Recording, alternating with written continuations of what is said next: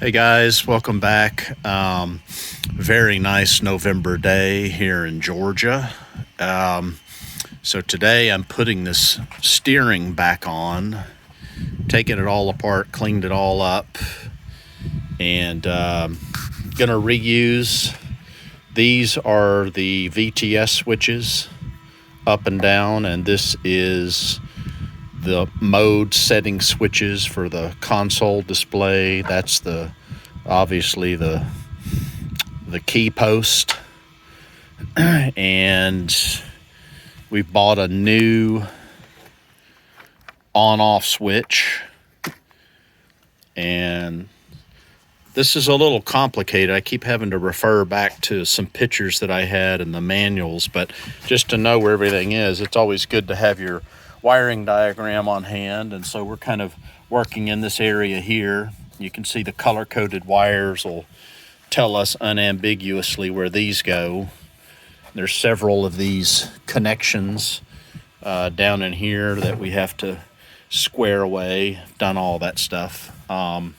We've got our throttle cable that goes up through a little hole here with a grommet and into the bottom of this tube. I took the choke out because this does not have a choke. That may be a mistake. I could always put it in later. But one little tricky thing here to remember is everything goes into this little hole in the middle there, all the wires, and they all bend back around and go into this little crack here. So you kind of have to finagle with that. There's not much space there. It's just about a 1/4 of an inch gap, just enough for those wires to curl back in and go down. When you take it apart or put it back together, these can be a little tricky to slide up in there, but what I do is do them first with the fewest amount of cables already in this tube here, because you can see they're a little bigger. And what you have to do, or at least what I did, is I put one going in one way and the other one pointing back the other way, like that, to slide them through, just to decrease the girth of what's being pushed through there. And then I also sprayed them down with silicone, which is good for this kind of rubber anyway, but it also helps them slide right through. And so that did the trick. So got all that through. Now I'm just trying to figure out got to put the little collar on the steering cable and get all that put back together. Got our steering cable end piece in there. Manual doesn't say to put Loctite, but I usually put a little bit of blue thread locker on it anyway. You can tell if these bolts had Loctite on them before because they have like a little white residue, so I just put it on there anyway. And then got our piece down at the bottom. I've still got to put the little half moon bracket to hold that in place. Also got, if you can see, little rubber boots there and there, and I've hit those pretty good with grease. It was already greased because when I replaced those boots grommets on the cable, I went ahead and greased it up pretty good and lubed the cable, but it doesn't hurt to do it again. And this is the kind of grease that I use. This is Quicksilver marine grease, because boat back here is Mercruiser, so I got a lot of Mercruiser kind of stuff, so that's really good grease for this kind of thing. And then I also am a big fan of this stuff called Aqua Shield. I think it goes under a different name now. It might be Aqua Guard, but it is a underwater grease, and it is fantastic. It's a little thicker. I use it for grease that's going to be underwater, such as the back of this cable, which I did here. I didn't have a video on this because I already have another video on my 4-stroke ski over there on how to replace this steering nut. They're plastic and they break. A good upgrade is billet aluminum. You take it out, put the new one on, new rubber O-ring, etc. in there. But on these, you can see it's got the same kind of rubber boots there on those, and that I use the Aqua Shield on because it is underwater. Okay, we got our steering cable put in place, and that's fine. So we've got our all of our wires are routed through, and there's just a little small crack underneath where these go. You just don't want to pinch it and force this thing down. It needs to lay flat against the deck. Put in the top 2 screws. Don't put in all 4, and don't even tighten these down until you're sure that all the electrical and everything works, and then you can tighten them down the last minute. Now we need to run our throttle cable up through this hole. There's actually 2 holes here, if you can see them. I don't know if you can see them because of the sun. And one's a little bigger than the other one. One is for the choke cable, which we don't have because we're using an accelerator pump. The other one's for the throttle cable. These are the grommets that go in there. They have a split in the side, so they're easy to put in. I've sprayed those with silicone, like I do all of this old rubber, to rejuvenate it a little bit. So we will put that piece back in place. While you're in here, you may need to replace your beeper like I did. This is not an OEM beeper. This is an aftermarket one, and I did some modifications so that I could clip it in here. This is a non-critical component, so you don't need to pay the OEM price, which is about, well over $30 for a beeper. You can get 3 or 4 of these things for about $10 on Amazon. They're pretty cheap, easy. If it goes out and pops on you, it's not waterproof. It's not going to last forever. Some people just connect it in with the little 2-wire connector down there, and they just hang it underneath the hood. So don't spend a lot of money on that one, but that was what I did for that. Time to put our little button collar thing on. This is a new... it's not a new button, it's a new button cover. The actual button is right here. This is the electrical part, and it is waterproof. This is just a button on top of it, and it was completely disintegrated. So those are pretty cheap and easy to get. You can see it just kind of fits in there like that. And this little square slot is where the actual switch slides into. So there's that one for the start and stop. And then the VTS, it was also worn out, so I got a new replacement one of those. And you can see it's kind of got 2 little shelves here, an upper one and a lower one, so it's got 2 little plungers in there for up and down.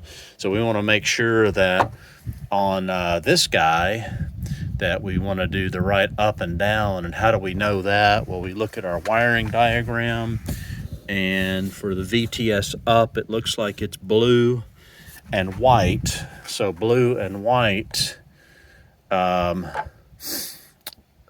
striped anyway is this black one. So the black one is going to go in the up slot, and the other one's going to go in the down slot.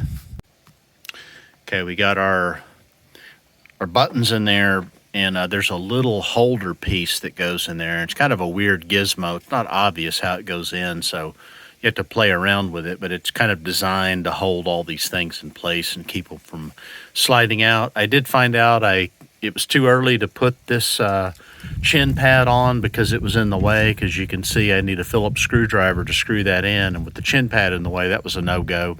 So do this first and then do the chin pad. That was kind of a peculiar piece to get in, but I got it in. I pulled it up pretty tight on the elbow as far as I could and screwed it in. You don't want to over tighten that, because if you strip it, that's going to be a problem. So all it's for is to keep these things from sliding back out, and there's not really anything to pull them anyway, so just snug it down. All right, so now we're going to put our throttle cable in place. Goes inside here. There's a very strange little connector in there that is this little piece right here. And so I played around with it, and you can see there that's got little clips on it, and this just clips right onto that to hold it in place. So that should be pretty easy. test fit all this stuff before you put it on the handlebars, because it's a lot easier to know how it all works before you do that. Before we put it back together, I shot that with a little bit of silicone, and I put some grease on here too. Probably unnecessary because this is a pretty loose fitting cable, but while you're in here, go ahead and do it. Shoved the cable up in there further to give me some more room, and I put it on off of the handlebar, which is way easier and probably the right way to do it anyway. But it's pretty simple. You just put it on, you put that little clip on there, it snaps into place, and then I just need to put the little barrel into the thumb tab, and then I'll put it back on the handlebar and slide the cable back through. So far so good. We got our throttle cable on. That went pretty good. Now we're going to have to deal with something that I've just had nightmares about, and maybe I'm just being a baby about it, but these little mode control things have to go ultimately behind, this thing, the little press buttons there, and that's what it kind of looks like inside. And I just remember this is kind of like you have to have the this top cover sort of halfway on to do it, but kind of little tricky to put it together. But I'm going to give it the old college try here and see how hard this is to do. Well, maybe I was being a big baby. Gave myself a little bit of room, pulled the wires through a little bit more here. And that, again, that's why you don't want to tighten all this stuff down too soon, because you're going to be moving this stuff around and you don't want to stretch and pull stuff. But I think I got a shot at screwing those things down. Now we just need to put the housing back on here, and got our little ring for the post, key post. I might regret this, but these go out from time to time, and while I have it all apart, I probably should have put a new post on this, but I think it's easy to replace if it's not. I just went with it because it was working before, but keep that in mind. Okay, we got this back together now. A little bit of wrestling and finagling with some of these little teeny tiny parts in here, which don't make any sense to me. I don't know why they did it the way that they did, but the key thing is getting these collars on tight to hold those in place. And then there's 4 plastic screws that hold these in, and they look like this. I think I may have lost one. And so I got some replacements from McMaster that actually look like this. You can see they are Torx ends, which is a little bit of a different thing. You need a bit like this, if you can see that, to work with these. But they're better than these to some degree, because these can strip off and it's hard to get your socket on, but these make a good locked fit. So we are going to put those back on, and hopefully we'll finish this out. I'm going to go slow with this because I don't want to crack the plastic. It is a little bit bigger diameter screw, but so far so good. Well, that worked out dandy. Pretty happy with that. I just went with the OEM ones in the front, and then the the Torx ones in the back. They're a little thicker, but they went in good. Nothing cracked or split. So I feel pretty good about this. Just pressing the buttons here, you can feel a little click, which means they're going all the way through and up here. So all that's good. Last thing to do.